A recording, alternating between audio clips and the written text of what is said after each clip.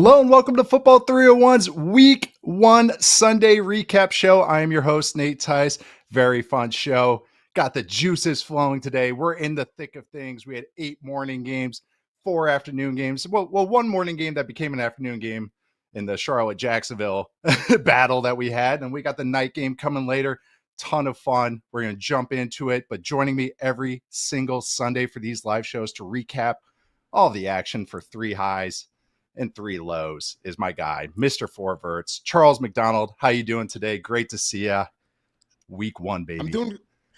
I'm doing pretty good. I'm going to protect us here real quick because Charlotte Panthers, there's a contingent of people in South Carolina who would strongly object to that. I know my fellow Carolinians, and I know how testy some of them can get when people say, "Oh, they're just the Charlotte Panthers." No, you got to say Carolina. You got to say Carolina. They played at Clemson Stadium when they were first founded too, before that stadium got built. So yeah, That's right. That was a little brain fart on my part because I was like, "Oh, that was in Charlotte." No, it was in Jacksonville. So I just led into it right there. But it's week 1. We're working out the kinks here. But I saw an outdoor stadium with weather. It could be anywhere in the Southeast. Apparently, how it was going today in America and football weekend. But we're going to do 3 highs and 3 lows every single week. 3 things that stood out to us that we want to talk about and highlight, and 3 things that, we're giving a little side eye to. We're squinting at a little bit. Before we jump into that, I also want to say to make sure to check us out on the Yahoo Sports Network, our brand new streaming TV channel. The Yahoo Sports Network is available to stream on leading fast services. It's also streaming live 24/7 on yahoosports.tv, where you can catch all of the shows on your phone or on your browser. All right, let's really just jump into this. I'm super excited. We're going to start with the first high, which was both of our ideas here, and how to merge it together was Steelers and Jets overall watchability. What I thought might turn into a little bit of a slog turned into a shootout. 34-32, Steelers pull it out in Jersey. Justin Fields having probably his most consistent and productive day in a long time. A little bit of a revenge game for both quarterbacks in this battle. But what'd you think about this game, Charles? What stood out to you? Maybe some of that Jets good feelings from preseason carrying over, even though the Steelers won this game? Yeah, it's a mixed bag. I can imagine for your Jets fan because they did end up losing this game, and that sucks. But on one good side, your offense looked like functional. Like, I guess the way that we thought that it could look against, some of maybe like the non, I guess, super duper elite defenses in the league because they have a good offensive line. Breece Hall and Braylon Allen were both spectacular. I mean, Breece Allen, it felt like he had an explosive every other time that he got the ball, and they were working well with Justin Fields, who also had probably one of his best days as a pro in terms of just like overall production. So yeah, like that was to get kind of like guess what the best case scenario was for this offense right off the bat. It has to feel good, but on the flip side, you did give up a whole bunch of points to Aaron Rodgers and Steelers. But we'll get to that in a second. Jets offense, though, that was fun. We're starting on the Jets offense, which is also kind of a negative because I thought the Steelers defense would be a little bit more, rugged. They turned it up at the very end, but Justin Fields, I just want to start on him. We're going to talk Steelers. Don't you worry, Steelers fans. We know you won the game. I got some notes on you guys. Don't you worry. But Justin Fields, 16-22, 218 yards, 1 passing touchdown, 2 rushing touchdowns.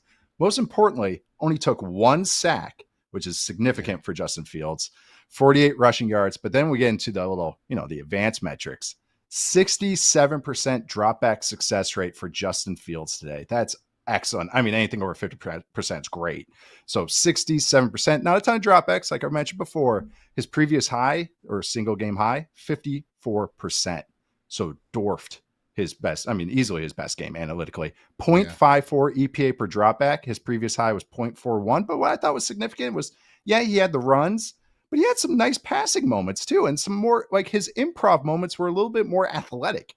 I know he's very fast and everything, but sometimes he's kind of stiff and rigid as a thrower, and he's elongated as a thrower. And Fields had like a little shovel pass when he was pressured, and to Garrett Wilson in the red zone, I thought was really nice. He got a little lucky on the Tyler Johnson. I have like penny shares of Tyler Johnson somewhere, so that was pretty exciting for my 2 shares of Justin Fields and my 1 share of Tyler Johnson right there. But and then the touchdown he had on 4th down, the play before that, he stepped up into the pocket, which most quarterbacks, I want to make a big deal about that. But for Justin Fields, who has bailed backwards his entire career, very encouraging. All that was very encouraging, and a little bit more passing game juice to this offense than I thought. But what you mentioned was the run game. Breece Hall, 10 for 19 as far as successful runs, 1 for 10 or more yards.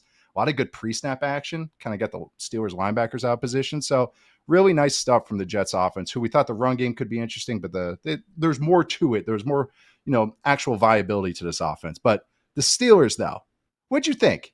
What'd you think of the Arthur Smith, Aaron Rodgers experience, and maybe what'd you think of the defense and how they came out to play in week one? I thought it was kind of interesting, I guess, because there were times, I mean, especially like early in the game, where it was like, oh, this does not feel right, especially when the Jets were able to get pressure. Man, they laid a few good licks on Aaron Rodgers in this game. Made me think if there were like any bad feelings left from last season, because they really gave it to him. But when Aaron was dropping back to throw, I mean, it did end up turning out pretty well. You had a 0.27 EPA per dropback, which is pretty strong, especially like if you're near 0.3. That's a pretty good day. They had 23.5 explosive pass rate on the day. Like him and DK Metcalf have some example, had some big connections down the field. So it was interesting to see like how well it did start working, even with some moments where they were a little bit stuck in the mud. And even Aaron had a big play on the rollout in the red zone later in the game, where I was like, hey, you can still do that if you're willing to do that. You don't got to be the fastest guy in the world to go boot and then and throw to the same side of the field. So to see that was kind of cool. And I think if they can just kind of keep playing like they were in the second half, this offense maybe can be a little bit better than I thought they were going to be this year. Just because it just didn't seem like Aaron was a good fit with that. But if he's willing to do the rollouts and he was still accurate down the field like he was today, that kind of changes things for their outlook for the season. Yeah, it was just Arthur Smith loves his Island of Misfit toys, man. Like it's just they're throwing like fades to Calvin Austin, Skarsgård, Ben Skoranek, sorry. I call him Skarsgård. That's a long ongoing joke from like 5 years ago. He's catching touchdowns on bootlegs, jet sweeps to Jonnu Smith. Yeah, 14 personnel, one running back, 4 tight ends. Yeah, jet sweep to your tight end. It worked. Scored a touchdown on it. Caleb Johnson's not playing because they're not going to trust him for protection yet. And Rodgers is just like that anyways. He's not very encouraging of young players. But it worked. And I thought it was funny that the 2 of the passing touchdowns came on the exact same play. The one to Skarsgård and then the one to Calvin Austin. It was the exact same bootleg. Same exact design. The Calvin Austin short motions, this is the funniest part, is that bootleg, that design, it's to play off Bruce Arians used to do, and the Packers do it a bunch. It's to play off that the receiver fits on the safety, and the Steelers are doing it with Calvin Austin, who's 5'8", 155, 5'8", 160, and he's tough trying. as hell. But so they ran the exact same play, hit Skarsgård, hit Calvin Austin. So yeah, there was a good little performance. I actually was surprised. I kept waiting for them to kind of spiral. And they kind of, had heart in the second half. The Steelers did. So this was just a little fun, more fun and more action to it than I was expecting, and some actually better quarterback play than maybe I was expecting on both sides. So I think that's a good Steelers high probably, and actually good feelings for the morning slate. Yeah, the Steelers, they probably want to get a little bit more out of the run game next time. That was kind of a big dud today. It's supposed to be the bread. That's 20 carries for 53 yards. So that did give me a little pause. Is the Steelers they don't play their rookie running back, and so they put Kenneth Gainwell in there, and then Kenneth Gainwell is giving up sacks. So it's like, great job, guys. You do a great job. Yeah. Just trust the rookie.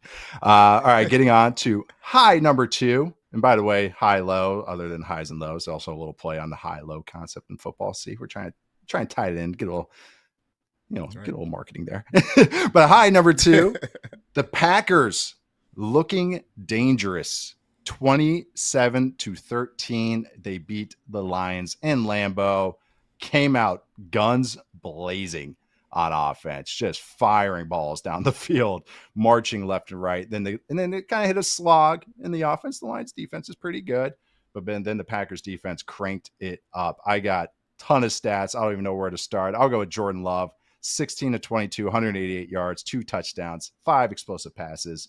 Almost a 23% explosive pass rate. That's good. Anything over 14%, and you're good. Beautiful touchdown throw to Tucker Kraft, a football 301 favorite. But I thought the defense also had some outstanding moments with their new guy, Yeah. Micah Parsons, on top of their old guys that they had up front. So, Charles, this game, what stood out to you the most with the Packers? Offense, defense, or everything in between? Oh man, I, I, obviously, like when there's a big trade like this, there's you kind of get fixated on the player involved, Micah Parsons.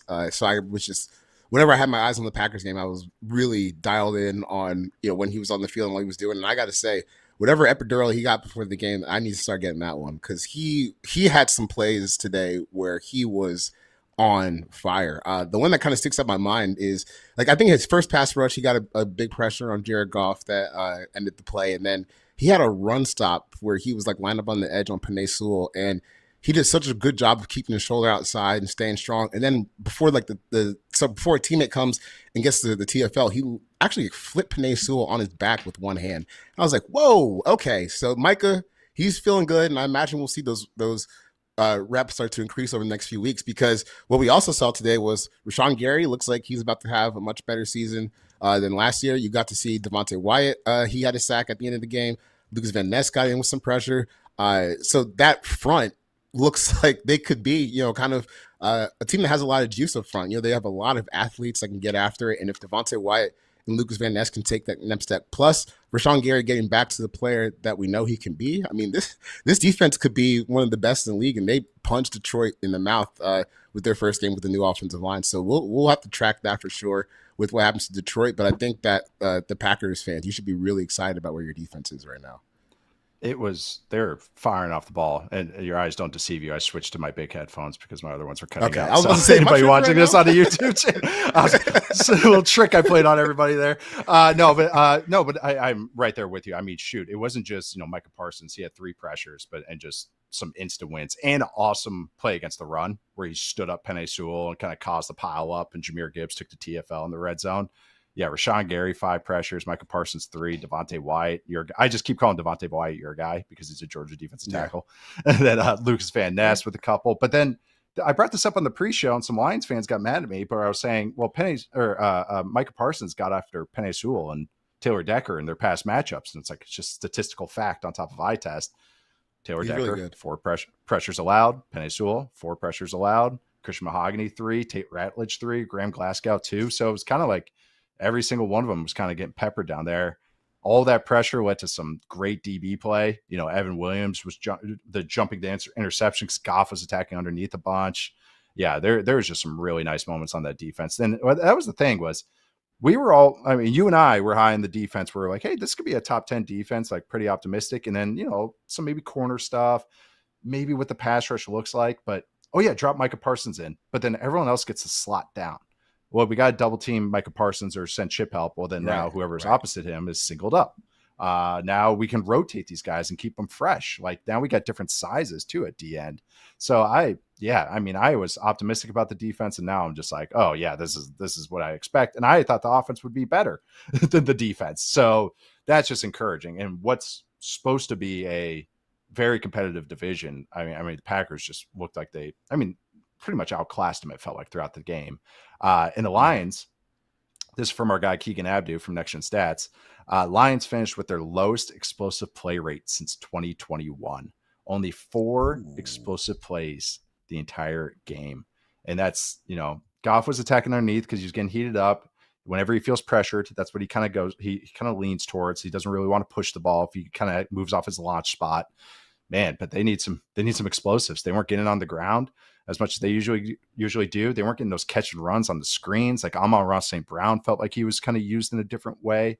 I kind of felt like the canary in the coal mine play was when Jameson Williams took the reverse on one of the first drives and only went for 3 yards. And I was like, usually those are touchdowns, walk-in touchdowns. And maybe it's just a little different with the Lions. And again, Packers defense came out to play. It was at Lambeau, but I'm keeping my eye on that Lions offense. Kind of just a little bit iffy. What'd you think of the Packers run game? Any issues with it, or you kind of just like maybe the Lions kind of were a tough slog? I think the Lions are a tough slog, but still, like it kind of ended up turning out being an okay day. Like when you're just looking at like, what they were trying to accomplish with some of these runs, because even though they had 3.1 yards per carry, they still had a 41% success rate. on the ground. They were only they were barely in the negative in terms of EPA per rush at .004. Uh, Oh, that's a little better than I so thought. Yeah. right. So because it seemed like they were kind of chugging along and like maybe picking up like short gains. They were putting in place to get more first downs. So it was a kind of a mixed bag. I think obviously and the Lions, they can be tough sledding. They've got a lot of good players in that defense, especially in their front seven. It can be tough sledding. I can imagine some weeks it'll be a little bit easier. So I think the fact that you're able to pick up like some of the tough runs, even without maybe the explosives you're hoping for with the running back like Josh Jacobs and the offensive line they have. And, Zach Thomas went out for a little bit with an injury today, but Yep. still, you probably want to see them get a little bit more explosive runs. And I think that will happen. It's just the Packers. They've got a lot of good players on this team. Yeah. It's and I think they'll play better what's- in the future. For Well, what's run nice is like, some offenses, I'm like, well, they gotta get explosive somehow. It's like the Packers passing game is they're gonna get them because how Love Yeah. plays, how the protection is. Like, he didn't take a sack. I mean, he drops back deep and he doesn't take sacks. That's so frustrating for defenses. So, like, I'm with you. It's just like it just has to be a jab. It's like the same as the Rams, where it's just like just get your 4 or 5 yards, Josh Jacobs, and we're good. And then Love, man, he could play the ball to so many different guys. 1, 2, 3, 4, 5, 6, 7, 8, and 10 different Packers had a reception today. So yeah, it was a standout performance from the Green Bay Packers, who we're all pretty high on. And I mean, that I'm not I'm not changing my tune about them. Yeah. We're gonna get to high number 3, and this is a little bit more wide ranging, but it's some rookies impressed. Egbuka, Bucks first round pick receiver, had 2 touchdowns against the Atlanta Falcons. That was a fun game for you. Will Johnson, who we were both very high on the draft process, but had some injury concerns, dropped to the second round to the Cardinals, had, I thought, a great game against the Saints and then kind of a really funky game. And then Harold Fannin Jr., another fan. You're a big fan of Harold Fannin Jr., tight end from the Browns. And maybe this was just a couple plays he had, but man, I thought Harold Fannin Jr. had some really nice moments. But how do these guys stand out to you, or any other rookies you want to throw in here to talk about?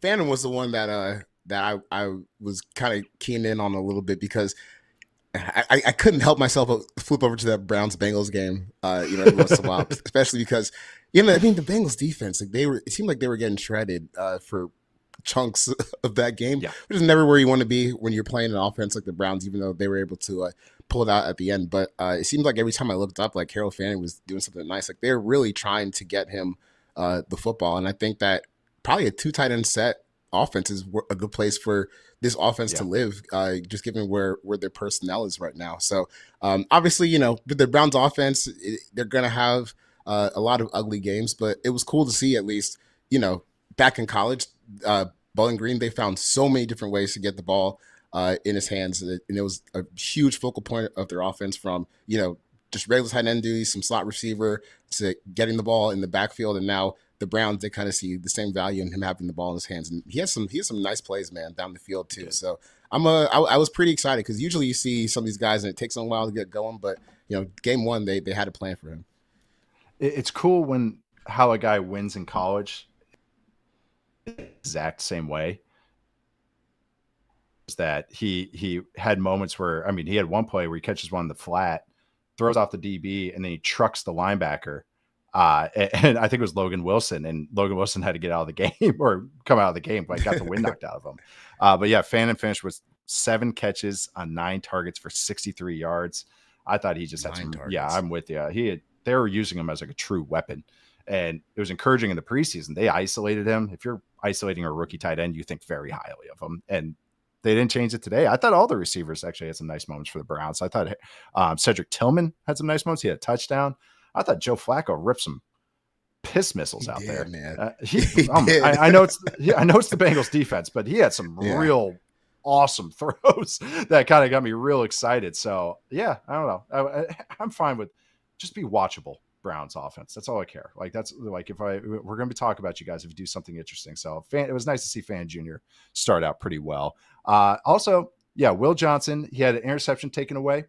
It was in the end zone. It was a bogus call, I think on Max Melton, like where they called illegal holding or something, and it was like they showed the replay. And it was one of those where it's like, where was the penalty?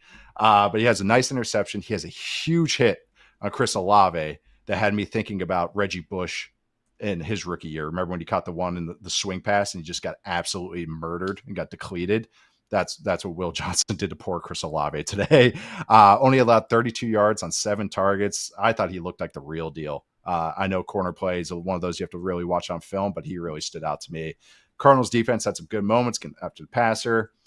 It wasn't all perfect. Kyler Murray took some bad sacks, I thought, on offense, but they got it done. They covered. I would say that's my compliment for the Cardinals. But then Egbuka and your Falcons against your Falcons, those two touchdowns. What did you think of that game? What did you think of that game? Because I don't know. Falcons had actually decency, but then there was some rough. Yeah, I mean, they had some moments. Bijan had an awesome game today. Penix with the hero. Awesome. That was ridiculous. Penix had the two hero trying to get across, and then he did the second time. Kind of a mixed bag from him. I think I'm just a little disappointed in the offensive line. They wasn't a whole lot of pickings as far as running the ball was going. And then on the flip side, again, just another game where just not getting that much pressure up front outside of there was maybe a couple blitzes where they got close, but we need to see a little bit more from James Pierce and Jalen Walker, I think, next week. But hey, tough matchup. They had Graham Barton slide over from center to left tackle, which was really cool. It was cool. I thought he played pretty decently in pass protection. So that Bucs line is still moving, and hey, they survived a pretty weird game from Baker because he had a lot of throws where he was not close. It was all over the place. But then, just dimes right when you need them, and the Falcons kind of let them stay in the game. So, it's a typical Falcons loss, I guess. Oh, man. Elijah Wilkinson, who was playing right tackle, right? He gave up 6 pressures, which is rough, and 3 quick pressures, which is devastating. That basically declares the play. I thought Penix, that little scramble he had where he kept his shin and knee up, that was pretty remarkable, considering it reminded me of Mike Vick how to play like that. I remember that. I remember from my childhood, I just remember that play, and I remember the announcer doing the Superman theme. He's like da da da da, like da da da da. It was pretty. That I had flashbacks to that, at least, to the left-handed Falcons quarterback scraping in the red zone. Rough day for the Falcons offensive line, which is to be expected with the right tackle out, Kevin McGarry. Barton kicking over the left tackle fired me up because that's why I like Graham Barton. He gave up some pressure, so I don't know why, but he still was actually pretty fine, I actually thought. But that Bucs team, man, they I thought on defense they had some real good moments, like at short yardage where Vita Vea had some good stuff. I want to review them overall, the Bucs and both of these teams actually, because there's just some questions I have about their defense, and I actually thought they had some nice moments over there. But Xavier Watts and Billy Bowman they had some nice moments. How about that? 2 rookie safeties they drafted. They had some nice moments, so that was encouraging. That is not my cues though. So it's just no. Yeah, I know. That's why we're highlighting Egbuka in the sections, because of Mike Hughes, actually. But Bucs pulled that win off, take the lead in the NFC South. Got some negative feelings there, so might as well get to the lows now. And apparently, for my first low, our first low, New England Patriots are apparently allergic to rain. They lose to the Raiders 13-20, and they looked sloppy. Drake May sailed some passes. There was a sequence at the end of the game where the Patriots were down 10, under 5 minutes to go. Fourth down, so what happened here? Will Campbell gives up a sack. I'm trying to remember off the top of my head. Will Campbell gives up a sack with chip help on the outside. Okay, gets strip sacked. Boom, turns into a 3rd and 20. Drake May checks it down. Travion Henderson, I think he gets to a 4th and 5. Will Campbell false starts, becomes 4th and 10. So it's under 5 minutes to go. They're down 10. So time is everything here. So you've got to kind of go for it. You're at midfield. That's what I thought. I don't even need to look up the next gen stat stuff. And then Vrabel punts. He tilts and punts and like an angry poker player and just punts it. And then that's basically giving up on the game to me. And I just thought they had sloppy moments on offense and just throughout. Gave up plenty of pressures and everything. I thought the defense looked okay, actually, but it was more of a compliment maybe to the Raiders and some of the stuff they were doing. But I didn't think that either of these sides were super powered. And I just, overall sloppy. Drake May went 30 for 46. He got sacked 4 times. Success rate is 45%. He was fine. But the run game, 5 of 14 successful runs. And I know Rome's not built in a day, but I don't know. That was kind of a sour taste in my mouth for the Patriots. Congrats to the Raiders. I thought this would be an interesting game either way. But yeah, are you with me on that one? I thought the Patriots kind of very blah today. Yeah, wasn't a great game for them on either side of the ball. I mean, Gino had a great game today. If you just like start looking at the numbers, 0.23 EPA per dropback, 52.6 percent success rate on the day. On throws of 10 yards down the field, he was 9 for 15 for 219 yards, a touchdown and a pick. 40% conversion rate on third down dropbacks, and a 26.3 explosive pass rate today. I mean, that's great. That's why you traded for him. You know, so yep. That's exactly why you traded for him. And that's this even with the Patriots. He was under pressure on 30% of his dropbacks, which this tracks from what was happening in Seattle. Where he can stay. That's calm a good under day pressure for and he's him. still going to fire. Right, that's a good day. So he's so good, man. He's so good, and I'm. It's just cool to see him even in a new team, a new opportunity, still play the same exact way and still have some good results. And hopefully, they can get a little bit more out of the running game next time so that they can actually, punch it into the end zone a little bit more. Because I think when you're looking at, 0.23 EPA per dropback and 52% success rate, you probably would imagine you would have scored more than 20 points. But I think this is a good first start for the Raiders with Chip Kelly and Geno Smith, but still some things to work on too. I mean, if you told me your top 10 running back that you took had 19 carries for 38 yards, a long of 9 yards, I'd be like, oof, probably a rough showing from this offense. And actually, I felt pretty good about where this offense was after the game because of Geno. You're exactly right. I mean, yeah, he's going to take some sacks, but he's just going to stand in there and rip throws. That's what he does. It's one of the most fun players to watch at any position in the sport. I thought the Trey Tucker TD was cool. And that was a design that really was like, oh, this offense could, it's Chip Kelly. Like, we thought it would be some interesting stuff. He had Brock Bowers as the isolated receiver on that. They were in 2 tight end looks. So I thought that was interesting. And so I looked it up. Brock Bowers had 7 snaps out wide. He had 1 catch for 23 yards, 3 targets. But I think we'll see a little bit more of that. Ashton Genty had the hard run for the TD, even if it wasn't a productive day. Yeah. But holy crap, Bowers was on fire. Geno was ripping throws. That last throw was awesome. That I also meant to bring that up as kind of a compliment to the Raiders and a diss to the Patriots. The 3rd and 20, third and ball game, basically, after that whole sequence I mentioned where Vrabel, surrender punted. 3rd and 20, backed up, or, inside their own 20, somewhere inside their own 30. They send the house. The Patriots sent the house on 3rd and 20. All they want to do is catch and tackle, and then you get the ball back. Like that, you need the ball. And then Geno just drifts because he knows he's getting heated up and just throws the dagger. So it was like, again, that's why you trade for Geno Smith. And I'm just like, what are you doing, Mike Vrabel? Stop worrying about rats and start worrying about game and clock management. Moving on. I got one last thing on the Raiders. One last thing on the Raiders. Go for it. One thing to monitor for this Raiders run game, I think, if you're a little nervous about it, Ashton Genty today, minus 0.26 yards before contact per rush. He still had 2.26 after. And then also Zamir White today had minus 0.3 yards before contact per rush. So the 2 main running backs were getting hit in the backfield a lot and having to power through that stuff. So maybe, still need some personnel improvements up front for this Raiders team. I think it's one of these things that's funny in a way. Usually you feel like the run game is ahead of maybe some of the pass game because that requires so much more. But you get a guy like Geno that can just kind of get dropped in and just roll. And so it's like the run game actually needs more work. They're working the offensive line, JPJ's at guard. Right. So no, I'm right there with you. I think that's going to come along, but it's never going to be great because their offensive line talent's not outstanding. But no, that's a good stat to throw in there. I'm not worried about Genty because I just watched that touchdown run where he bullied through like 3 guys. Yeah. So not worried about him. We asked the chat, are you concerned about Drake May? It's kind of split on the worried or not. We got concern level, I should say. Mostly 2, some 1s, some 3s, and some 4s only at 7%. So 2 was the highest vote from the chat right now. I'm not concerned about Drake May. He had some sail passes in the rain. He doesn't have big hands. It's always surprising.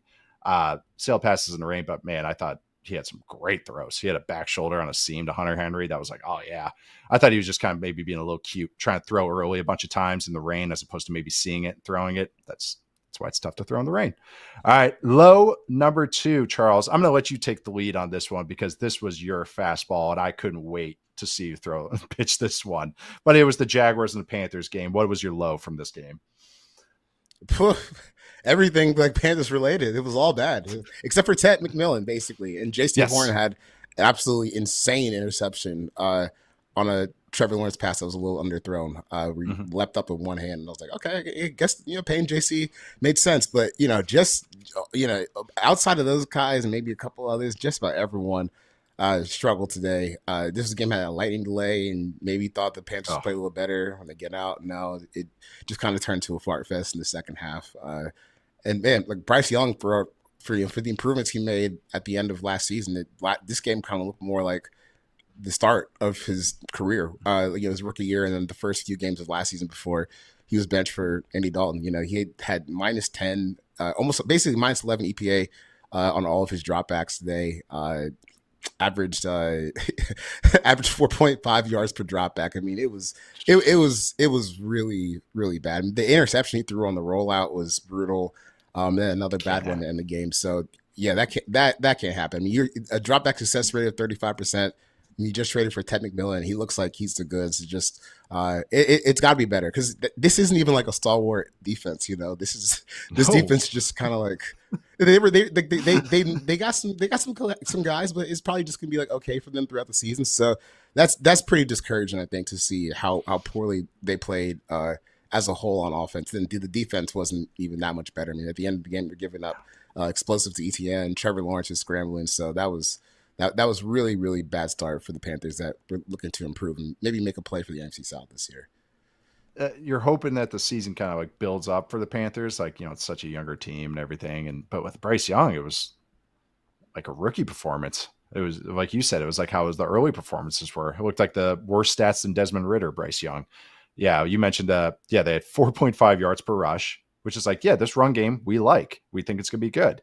But they somehow ended with 4.2 yards per play because, like you said, they only averaged 4.1 net yards per pass. You said the dropbacks, but I thought you invested in the receiver room and you liked where Bryce Young was at to complement the run game that you had built up, especially last year with Chuba Hubbard.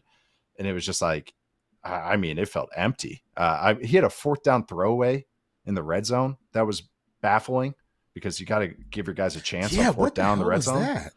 That was weird. The bootleg interception was pretty discouraging to me because Bryce is supposed to be he's supposed to be very smart and a supreme operator. Like if maybe he doesn't get you the high end play. This is the argument about Bryce Young. Doesn't get you the high end plays, but he doesn't do all the damning stuff. Like he's not going to make mistakes. So he keeps you in a lot of games. The Alex Smith, the argument or at quarterback. You can't throw bootlegs on interceptions on bootlegs, especially obvious ones like that. They're just because bootlegs are the safest plays for quarterbacks. You're supposed to just throw it away. Anything's crowded, throw it away. You don't throw interceptions. You don't take sacks. You don't throw interceptions on those in theory.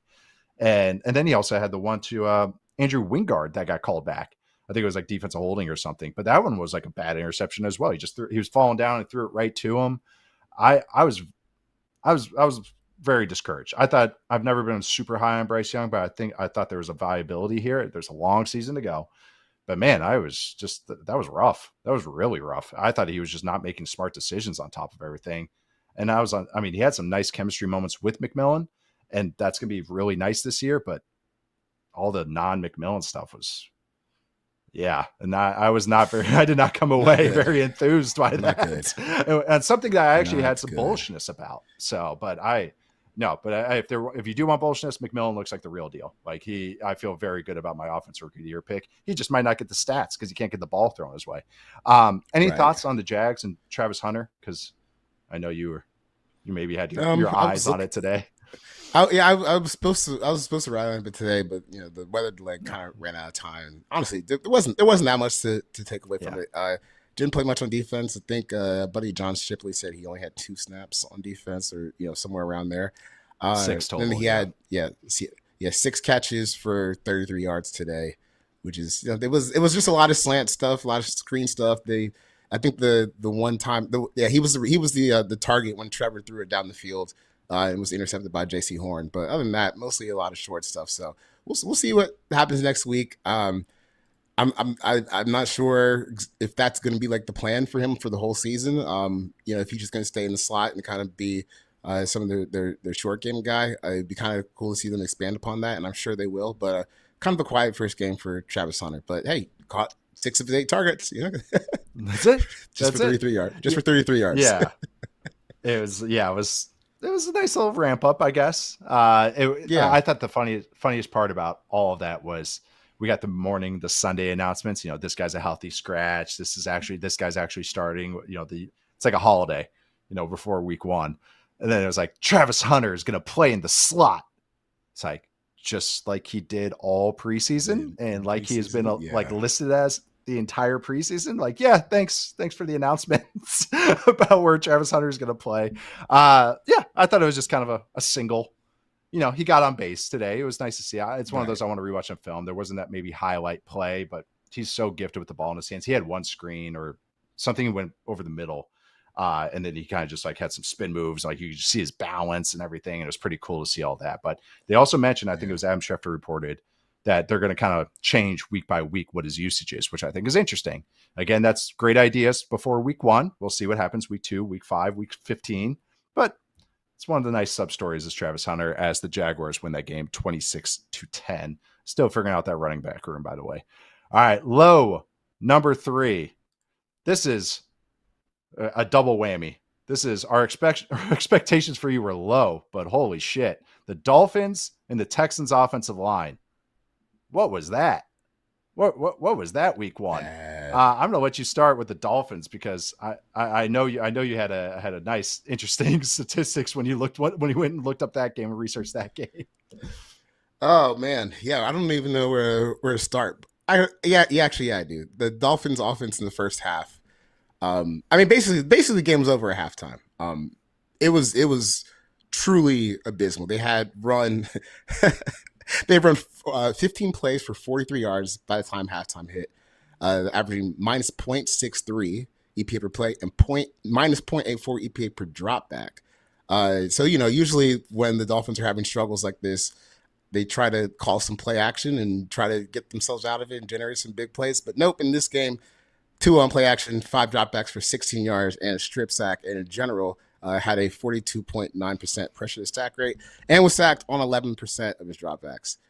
Wow. Oh, I mean, it's just hard to say like this is anything else but a disaster. We were looking at this last week like, Colts are favored by 2.5. That's kind of interesting. But then they came out and blew the doors off of them. Daniel Jones had one of the best games of his career today. I mean, it was truly bad. 87.8 QBR from Daniel Jones. Yeah. And then on the flip side, my bingo card. On the flip side, Tua's QBR today was 2.7.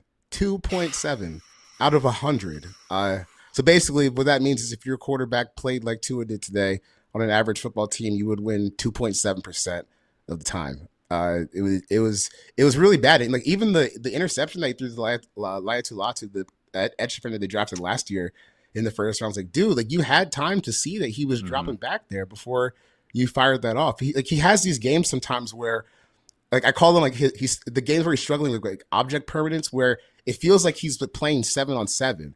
But no, like dude, there's 11 players in the field that you have to react to on the other side, and he's just kind of like going through the motions. Like, well, the play sheet says I'm going to throw here, and I'm going to throw it there, but the play sheet doesn't have 11 defenders drawn on it. Like, you gotta get back into it. These are live reps, so I always find it weird when he gets into like almost like a trance like that. But yeah, another terrible game for Tua.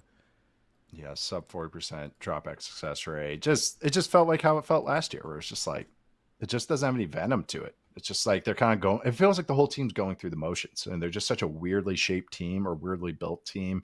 I got to rewatch like how the Colts did on offense. I kind of just kept glimpses on this game because I figured it'd be kind of mucky, But there's Daniel Jones with clean pockets, and I thought this Dolphins pass rush was going to be kind of pretty juicy. Like I thought that they were going to have some teeth, and it was just didn't look great. And it just does not feel like they just have anything cohesive right now. I'll get to my last one, the other side of this one, which was the Texans offensive line. And really, it was just, I can just list some stats here. It just tells the story if you didn't watch this game. This is the Texans allowed pressures by their offensive line. Jake Andrews, their center, allowed 4. Laken Tomlinson, their guard, who was allowed some of the most pressures last year in the entire NFL, allowed 4. Ariante Ursary, rookie second rounder, who I do like, allowed 4. Cam Robinson, who allowed most pressures among all offensive tackles last year in the NFL, allowed 3. But guess who gets a gold star? Titus Howard. 0 pressures allowed. Way to go, Titus Howard. There But we man, go. and it's not just pressures, quick QB pressures, which happened in 2 seconds or less, I believe. Jake Andrews allowed 1, which is terrible. Interior offensive lineman, that's crippling. Yeah, Ariante Ursary allowed 2 of them. Cam Robinson allowed 1 of them. Woody Marks, rookie running back, allowed a quick QB pressure as well. This is just a team effort in the Texans and Houston. But this game was kind of, we figured might have some kind of like, it might be a fist fight, might be a rock fight. We talked about that in the preview show. We kind of thought these defensive lines might really control the game. And boy, did they. Both defensive lines controlled this game. So what'd you think about this game? We didn't really even talk about this one off air other than just like, I just want to talk about the Texas offensive line. No, I thought it was the Rams. That I was the only thing we had talked about was basically before halftime. Like, Rams could be a low, and then they scored the touchdown before half, and I thought their offense played a lot better than the second half. But man, like the first half, it was tough sledding for them. Yeah, where it didn't look like it kind of looked like, I guess, a lot of our worst fears for what this offense could have been this season. So it was nice to see them at least get back into some productive form and score in the second half. But even 14 points, I know that the Texans have one of the best defenses in the NFL, but when you make those investments into getting Devontae Adams and beefing up your offensive line, or at least extending guys, you should probably hope to score a little bit more than they did. But at least the defensive line showed up to play. And this is, to me, this is kind of like I don't think it really fixes any concerns that I had about the Rams defense potentially, because this is the kind of matchup that like these guys should dominate. Like the gap shooters that they have collected and guys who can really get upfield. Like these are the games that they're going to win against slower offensive lines. Maybe they struggle to stay in front of people, but I think when they get to some of the more competent units, they still have some stuff to prove about how they can play against the run and some of the heavier offensive lines. But it was good to see like a young unit start to take over this game and pull them across the finish line, because they had some really nice moments, I thought, as a pass rushing unit. Yeah, like you said, this is the game they should have taken over, and they did, which is like, okay, I mean, this wide open NFC, I can't say it any more times. If you look into their own division, Kyler Murray was pressured left and right today. Brock Purdy was pressured left and right today. Sam Darnold struggles under pressure as well. So if you got a pass rush, it's going to keep you alive in this division. And the run game did its job. Jab, jab, jab, jab. 25 runs along of 9 on the day, 25 to the run, or really 24 to the running backs. But the receiving game is just so explosive. It's just doubles and triples and doubles and doubles, all these stuff to Puka. Devontae Adams had some moments as well. I mean, shoot, what's his name? Jordan Whittingham. Oh, he had a nice punt return as well, but he's kind of like this new kind of auxiliary player for this offense. So, and if they didn't have that, they had a fumble late that they're about to score. I felt like the Rams really would have looked like the box score, the final score would have looked like the Rams really controlled it, like they felt like they did in the second half. But like you said, this is what the Rams formula is going to be this year. I feel like there's going to be a lot of these types of games. Texans are AFC South favorites. They're locked in pretty much by everybody. Consensus playoff team, more or less. So this is pretty impressive from the Rams side of the ball. Man, week 1, Charles, that was fun. We did it. Perfect break of games too. 8 a.m, 4 afternoon. Like I love that, because I like the quad box in the afternoon. I like doing my multi-view and everyone. Yes, all four. Yes. I know, but not missing Panthers Jags kind of ruined my vibes a little bit. So I was acting like it didn't happen for a little bit. I mean, so were the Panthers. So were the Panthers. It really did. We're closing out today. Thank you all to everybody for joining us that was in the chat today on YouTube, watching us live. We're going to be doing this every single Sunday. Me and Mr. Four Verts over there. We're closing it out today. I'll be back on Tuesday with Matt Harmon for more takeaways from week 1. I'm Nate Tice. You can find me at Nate_Tice. That's Charles McDonald. Where can they find you, Chuck? I already hinted at it, but where can they find you? You can find me mostly on Blue Sky at 4Verts, doing the same stuff. We're fully in it, and I'm sure we're going to have a lot of good stuff as the week goes along. Yes, we are. As more bits evolve from the NFL, we got some good ones. The Warlord, Tucker Kraft. There's a good one right there. Yes. But subscribe to us, follow us, rate us. Thank you again, everybody that joined us. Make sure to watch us on YouTube. I know everybody watching live already did, but make sure to subscribe and like us there. Share it too. We really, really appreciate that. Thank you to Stone, Madison, and Ingrid behind the scenes for making us look and sound good. Thank you all for listening. See you all next time.